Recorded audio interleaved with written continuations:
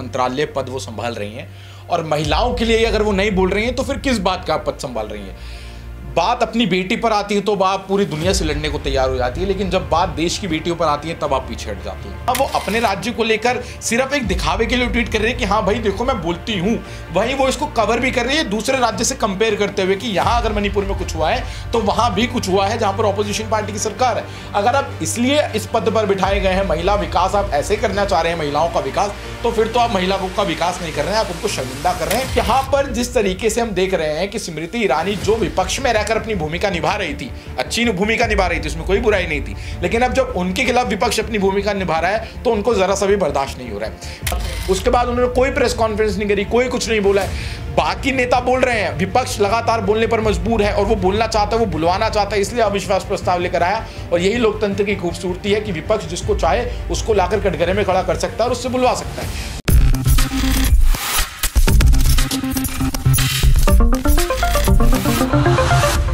नमस्कार, मैं प्रांशु राठौर और आप देख रहे हैं नेक्स्ट 9 न्यूज। मणिपुर हिंसा को लेकर पूरे ही देश भर में बीते लंबे वक्त से सियासत गरमाई हुई है, लेकिन मोदी सरकार इस मामले पर लंबे वक्त तक चुप्पी साधे हुई नजर आई। देश के प्रधानमंत्री नरेंद्र मोदी ने इस मुद्दे पर, इस मणिपुर हिंसा को लेकर सिर्फ और सिर्फ 36 सेकंड ही अपनी बात रखी, जिसके बाद से देखा जाए तो विपक्षी दलों में और भी ज्यादा हड़कंप मच गया। अविश्वास प्रस्ताव लाने को लेकर उन्होंने ऐलान कर दिया और अविश्वास प्रस्ताव पेश भी किया जा चुका है और लोकसभा अध्यक्ष ओम बिरला की तरफ से इसे मंजूरी भी दे दी गई है।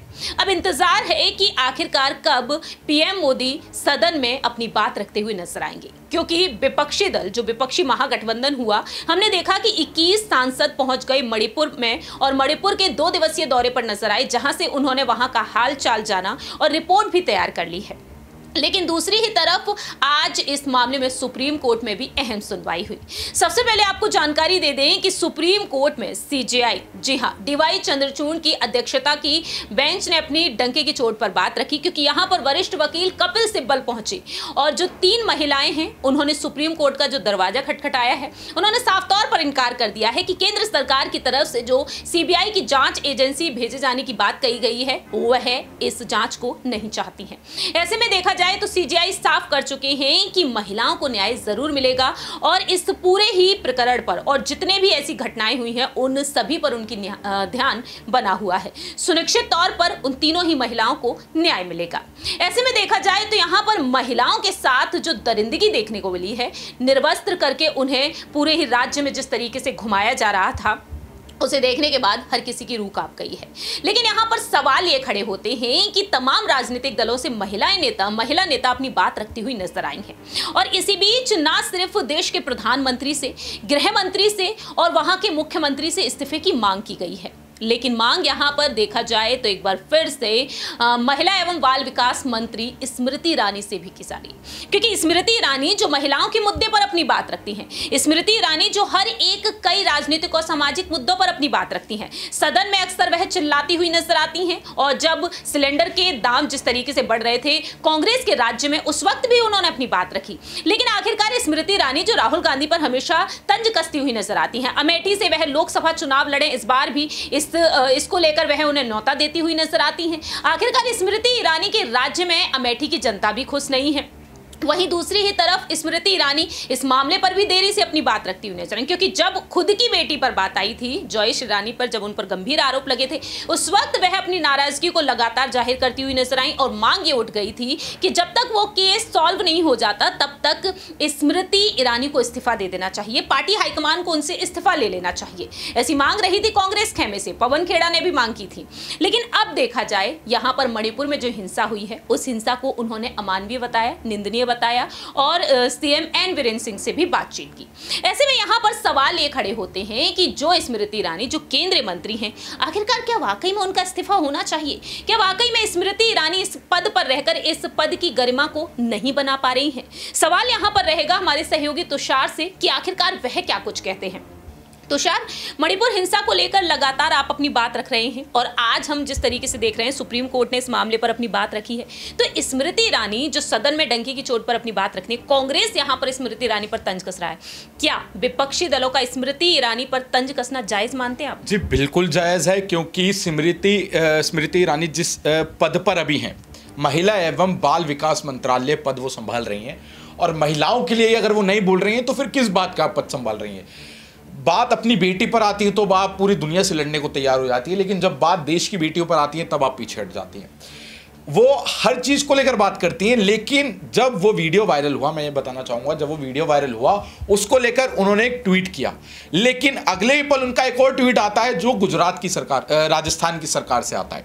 तो ये साफ साफ दिखाता है कि जहां वो अपने राज्य को लेकर सिर्फ एक दिखावे के लिए ट्वीट कर रहे हैं कि हाँ भाई देखो मैं बोलती हूं, वहीं वो इसको कवर भी कर रही है दूसरे राज्य से कंपेयर करते हुए कि यहां अगर मणिपुर में कुछ हुआ है तो वहां भी कुछ हुआ है जहां पर ऑपोजिशन पार्टी की सरकार है। अगर आप इसलिए इस पद पर बिठाए गए हैं, महिला विकास आप ऐसे करना चाह रहे हैं, महिलाओं का विकास, तो फिर तो आप महिलाओं का विकास नहीं कर रहे हैं, आप उनको शर्मिंदा कर रहे हैं। और इसको लेकर जिस तरीके से यहां पर कांग्रेस पार्टी ने और जितने भी विपक्षी दल हैं उन्होंने जो स्मृति ईरानी पर आरोप लगाए हैं, जो भी उनसे सवाल कर रहे हैं, वो एकदम सही करते हुए दिखाई दे रहे हैं। अब आप देखिए, स्मृति ईरानी हर बात को लेकर जब विपक्ष में थी तो एक के बाद एक आगे आगे खड़ी हो जाती थी, सिलेंडर लेकर बैठ जाती थी, हर मुद्दे को लेकर वो सबसे आगे दिखाई देती थी। आज महंगाई अपनी चरम पर है, आज बेरोजगारी अपने चरम पर है, आज हम बात करें महिला सुरक्षा की, महिला सुरक्षा महिला विकास की, वो मंत्रालय पर उनकी चीफ है, पद पर बैठी हैं, लेकिन सबसे पीछे। और बात करें क्राइम की, सबसे पीछे।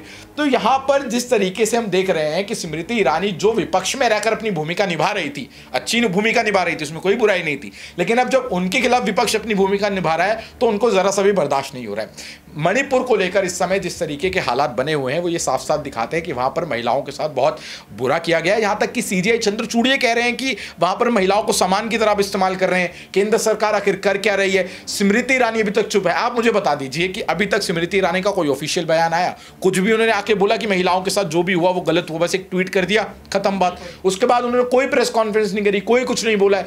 बाकी नेता बोल रहे हैं, विपक्ष लगातार बोलने पर मजबूर है और वो बोलना चाहता है, वो बुलवाना चाहता है, इसलिए अविश्वास प्रस्ताव लेकर आया। और यही लोकतंत्र की खूबसूरती है कि विपक्ष जिसको चाहे उसको लाकर कटघरे में खड़ा कर सकता है और उससे बुलवा सकता है।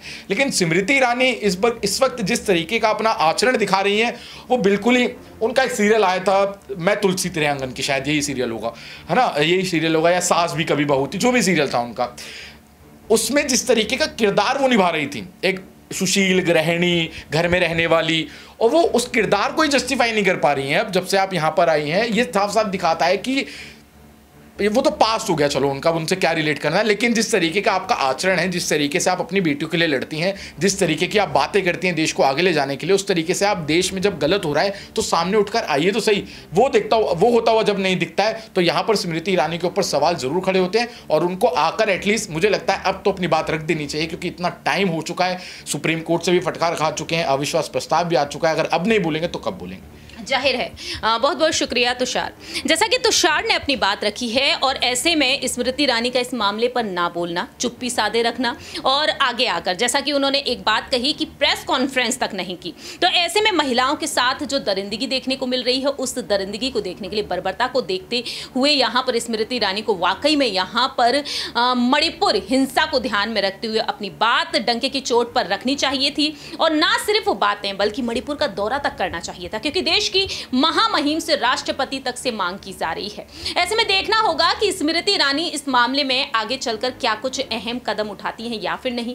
लेकिन यहां पर आपको बता देते हैं कि गूंगी बहरी सरकार कहा जा रहा है मोदी सरकार को, और ऐसे में सुप्रीम कोर्ट की एक वकील ने डंके की चोट पर अपनी बात रखी है, जब कांग्रेस का यूथ का जो यहाँ पर कार्यक्रम देखने को मिला बेंगलोर में, वहां पर सुप्रीम कोर्ट की एक वकील ने डंके की चोट पर अपनी बात रखी, और साथ ही साथ यहाँ पर देखा गया है कि कांग्रेस के तमाम नेताओं ने खुलकर अपनी बात रखी है। सुनिए जरा।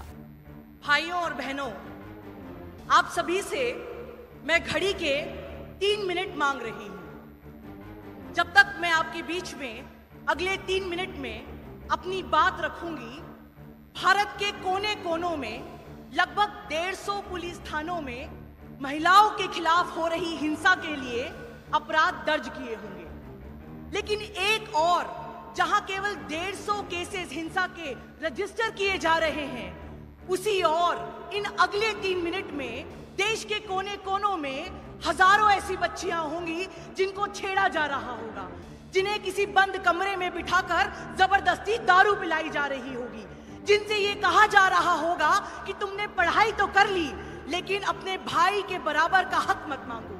ऐसी हजारों लड़कियां होंगी जिनके मृत शरीर को लेकर उनके माँ बाप एक मॉरेटोरियम के सामने खड़े होंगे, और ऐसी कई लड़कियां होंगी जिनको नग्न कर कर सड़क पर घुमाया जा रहा होगा। ये सब कुछ भारतवर्ष में अगले 3 मिनट में घटेगा, लेकिन सवाल है कि इस चुप्पी के साम्राज्य पर बोल कौन रहा है। एक तरफ प्रधानमंत्री मोदी, जिन्हें ये तक नहीं पता कि महिलाओं के खिलाफ हो रही हिंसा कोई नई बात नहीं है। यदि इतिहास को देखें तो दूसरे विश्व युद्ध से हमें पता है कि जब 2 गुट आपस में लड़ते हैं तो महिलाओं के शरीर को एक पॉलिटिकल टूल, एक पॉलिटिकल वेपन बनाया जाता है अपने प्रतिद्वंदी को नीचा दिखाने के लिए। लेकिन प्रधानमंत्री कहते हैं कि मणिपुर में जो घटना घटी वो बहुत ही दुर्भाग्यपूर्ण है, उसे मणिपुर की बड़ी हो रही हिंसा से अलग करने की कोशिश करते हैं। दूसरी ओर महिला बाल विकास मंत्री, जिन्हें मेरे ख्याल से केवल राहुल गांधी ट्रोल मिनिस्टर बनाया जाना चाहिए, वो कहती हैं कि मुख्यमंत्री जी से मेरी बात हो गई, सब कुछ चंगा सी। मैं उन स्मृति ईरानी जी से पूछना चाहती हूँ कि क्या आपको लगता है कि इस देश में महिलाओं के मुद्दे जो हैं वो एक बास्केटबॉल पे चल रहे किसी खेल की तरह है, कि जब विपक्ष आपके सामने महिलाओं का कोई मुद्दा लेकर आए तो आप उसको बास्केटबॉल समझकर कोर्ट के दूसरी ओर फेंक दें और कहें कि पूछिए बिहार में क्या हो रहा है, देखिए छत्तीसगढ़ में क्या हो रहा है, लेकिन इस मुद्दे पर बात करने के अलावा सारी जगह बात करें। यदि हम अमेरिका में देखें तो जॉर्ज फ्लॉयड की मृत्यु के बाद जब ब्लैक लाइव्स मूवमेंट चालू हुआ तो कई लोगों ने ये सवाल किया, कई लोगों ने ये बात उठाई कि ऑल लाइव्स मैटर, और ये एक बड़ा षड्यंत्र है दलितों और पीड़ितों की तरफ से ध्यान हटाने का, और यही मुहिम भारत में भी चल रही है। मैं आप सबसे कहना चाहती हूं कि इस चुप्पी के साम्राज्य को तोड़ने के लिए क्या आप साथ देंगे, क्योंकि कांग्रेस के पास इस चुप्पी को तोड़ने के लिए एक परंपरा है जो भाजपा के पास नहीं है। मैं एक आपको बहुत महत्वपूर्ण उदाहरण बताना चाहती हूँ। क्या आप जानते हैं कि 8 अगस्त को जब अगस्त क्रांति दिवस मनाने का तय हुआ तो हमारे कांग्रेस पार्टी के सारे बड़े नेताओं को प्रिवेंटिव डिटेंशन में ले लिया गया, और 9 अगस्त जिसे हम क्रांति दिवस के रूप में मनाते हैं, एक नौजवान महिला अरुणा असफ अली ने न सिर्फ कांग्रेस की सेशन की अध्यक्षता करी लेकिन हमारा झंडा भी लहराया। तो हमारे पास वो एक परंपरा है जो आज श्रीनिवास सर, कृष्णा सर और यूथ कांग्रेस ने इस मंच पे भी दिखाई कि हम महिलाओं को, हम बहनों को बराबर का अधिकार देंगे। तो वो स्मृति ईरानी जो पूछती है कि क्या महिलाओं में, कांग्रेस की नेत्रियों में ये दम है कि जिन महिलाओं के खिलाफ में कुछ हो रहा है उसके लिए आवाज उठाएं। हम कहना चाहते हैं कि ये मंच ये सबूत है कि कांग्रेस पार्टी हमेशा से महिलाओं के अधिकारों के लिए लड़ी है और लड़ती रहेगी। लेकिन अंत में जाते जाते मेरे आप सभी भाइयों से, बहनों से एक ही कहना है, हम यहाँ बेहतर भारत की बुनियाद रखने आए हैं, और ये बेहतर भारत की बुनियाद कैसी हो ये हमारे संविधान ने पहले ही स्पष्ट कर दिया, 3 शब्दों में परिभाषित कर दिया, स्वतंत्रता, समता और बंधुत्व। और ये समता की लड़ाई न सिर्फ बहनों की है लेकिन आपकी भी है। तो मैं कुछ कविता आपके सामने पढ़ना चाहूंगी जो मेरा आज आपके लिए संदेश है। मेरा संदेश है शोर मचा। तो जब मैं आपकी तरफ इंगित करूंगी हॉल में जोर से आवाज आना चाहिए। एक साथ आपको क्या कहना है जब मैं आपकी तरफ इंगित करूंगी? शोर मचा। अरे धीमे धीमे क्या कहता है, शोर मचा, ये हाकिम जरा ऊंचा सुनता है। गूंगों के बीच में गूंगा हो जाएगा। अरे गूंगों के बीच में गूंगा हो जाएगा, तू तो शोर मचा सकता है। जब अपने हक की लड़ाई और आवाज के लिए दस्तक चलाने से हक ना मिले, शोर मचाने से हक मिलता है। देखिए, हम सबको केवल एक ही चीज ध्यान रखना है कि यहाँ पे उपस्थित युवा कांग्रेस का हर एक सिपाही यदि ये तय कर ले कि हम डरेंगे नहीं, हम लड़ेंगे, हम जीतेंगे और शोर मचाए, तो मुझे लगता है कि आज श्रीनिवास सर और कृष्णा सर ने जो बेहतर भारत की बुनियाद का सपना यहाँ देखा है, जो मेरे नजर में 2 लाइनों में परिभाषित हो सकता है श्री रविंद्रनाथ टैगोर की पंक्तियों में कि where the mind is without fear and the head is held high. एक ऐसा देश जहां मेरा शीश झुके नहा, जहां मेरे कंधे लटके नहा, जहां मेरी आंखों से आंसू ना बहे, जहां मैं भी एक लड़की लड़ पाऊं। एक ऐसी बेहतर भारत की बुनियाद हम सबको मिलकर गढ़। स्मृति ईरानी, ये नकली आक्रोश और फर्जी ड्रामा बंद कर दीजिए। ये देश का सदन है, संसद है। आपके फर्जी आक्रोश के लिए अखाड़ा नहीं है। आंखें तरेरने से, हाथ नचाने से, गला फाड़ फाड़ कर चीखने से ना तो आपकी मृत आत्मा जागेगी और ना आपके गुनाहों की सजा कम होगी। और गुनाह तो बहुत किए हैं आपने। आपका सबसे बड़ा गुनाह है कि 78 दिन तक मणिपुर में हमारी बेटियां झुलसती रहीं और आपने एक शब्द नहीं कहा। और जब वो भयावह वीडियो आया और आप बोलने को मजबूर हुई, तब भी आप अपनी गंदी मेरा बलात्कार वर्सेस तेरा बलात्कार की ओछी राजनीति से बच नहीं पाए। गुनाह तो यह है आपका कि हाथरस की बेटी को 2:30 बजे रात को जला दिया गया और आपके मुंह से एक शब्द नहीं फूटा। गुनाह तो यह है कि लखीमपुर के चीरहरण पर आप बोल नहीं पाए। गुनाह तो यह है कि शाहजहांपुर में चिन्मयानंद के यौन शोषण पे आपके मुंह से एक शब्द नहीं निकला। गुनाह तो यह है कि उन्नाव में आपका विधायक दोषी पाया गया हत्या और बलात्कार का, लेकिन आप एक शब्द नहीं बोल पाए। गुनाह तो यह है कि अंकिता भंडारी को जिस्म फरोशी की ओर ढकेला गया, फिर उसकी हत्या कर दी भाजपा के नेता ने, लेकिन आपके मुंह से एक शब्द नहीं फूटा। यह गुनाह है आपका। अरे आपके घर से थोड़ी दूर पर इस देश की सबसे होनहार बेटियां कह रही थी कि आपके सांसद ने उनका यौन शोषण किया है। वो न्याय की गुहार लगा रही थी, उनको सड़कों पे घसीटा गया, बूटों तले रौंदा गया। आपके मुंह से एक शब्द नहीं निकला। सत्ता की लोलुपता में जिस दिन आपने महिलाओं के लिए बोलना बंद कर दिया था, जिस दिन आपने उनके खिलाफ दुष्कर्म को स्वीकार कर लिया था, आपकी आत्मा मर चुकी थी। तो अब ये फर्जी आक्रोश और ड्रामा बंद कर दीजिए। और ये क्या ऑब्सेशन है आपका राहुल गांधी से? राहुल गांधी जी की वजह से हिंसा भड़की है मणिपुर में। मुझे ऐसा लगता है आप एक विक्षिप्त दिमाग की औरत हैं। आप जाइए और डॉक्टर को दिखाइए। ये देश उद्वेलित है, मणिपुर घावों से भरा है, उसको मरहम की जरूरत है, उसको विश्वास की जरूरत है। आपके ड्रामा के लिए ना तो इस देश के पास वक्त है और ना सदन के पास वक्त है। तो ड्रामा बंद करिए और काश समय रहते आपने एक महिला मंत्री होने का फर्ज अदा किया होता। आप चुप रहीं और ये आपका गुनाह है, और चीखने से, गला फाड़ने से आपका गुनाह खत्म नहीं हो जाएगा और बढ़ेगा। बंद कीजिए अपना ड्रामा। आपने सुना कि किस तरीके से कांग्रेस की महिला नेताओं ने यहां पर भी अपनी बात रखी है। ऐसे में स्मृति ईरानी के इस्तीफे की मांग क्या वाकई में जायज बनती है या फिर नहीं? कमेंट सेक्शन में आप अपनी राय रख सकते हैं। फिलहाल इस रिपोर्ट में इतना ही। बाकी की तमाम अपडेट्स के लिए आप देखते रहिए नेक्स्ट 9 न्यूज।